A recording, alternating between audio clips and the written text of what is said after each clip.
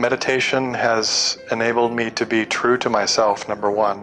I think you become less tolerant of playing games with yourself, of making excuses for behavior that is not humane or compassionate. So you're I think you come to a juncture where you're just very honest with yourself and your behavior and where it comes from. So I think truth is a central tenet. And if you can't be true to yourself, you can't be truthful with others. So I think that's the first thing that I would say. I think also, as I've said before, compassion for other human beings and where they are in life, and understanding why they are where they are, and then also having a desire to help them. I've been giving programs on this meditation practice for many, many years, not because I'm highly paid, but because it gives me something back to see others become true to themselves and to overcome their weaknesses. And I think that's something that is fundamental to this, is you have compassion for others. And that's different from sympathy, because with compassion you act, you do something about it. Sympathy, you're kind of, just being understanding, but it doesn't necessarily give you the power to act. So I found that to be a very fundamental quality that's manifested over time. I think another is not acting out of ego. Not having to be right, not having to assert myself in that way to be validated.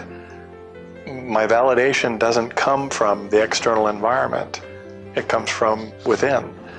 So I don't need to be right or to wield power over others to feel good about myself. It comes from another source that isn't conditional, that isn't based on what I'm able to wield over other people. So I think that's been being able to step out of the notion of ego to a large degree. I can't say that it's always there, but certainly it's my capacity for being able to do that is much greater after meditating than it was before. I think anger is something that when you become pressurized in an environment like LA by all of the things that happen in a big city, it creates stress, it creates anxiety, and that then expresses itself in the form of anger. And I think it is, that's something that I do less and less. Because again, when you meditate, you have that reset. You're undoing the stress or the anxiety that you had during that single part of a day, and you are again connected to yourself.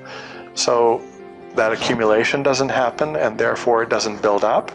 And so I'm less prone to expressions of anger and frustration. In fact, it very rarely, if ever, happens now, based on, I'm convinced, the meditation.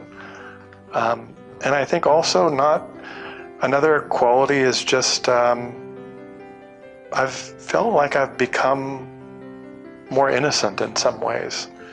In that, as you get older, you can become jaded. You can become, by your experience, you assume the worst of life and of people. But I think because you can connect to your inner self and draw from that strength, you don't really, you're able to look at things through new eyes each day. Not every day is the same, but I think you can have that childlike wonder at the world when you're coming from a place inside, and you can kind of undo the effects of age and experience that can sometimes jade one's worldview. Assuming the worst, assuming the pessimistic sort of outcome of things, and rather looking at something from the standpoint of, let's see what happens, and not coloring it with experience or past perception.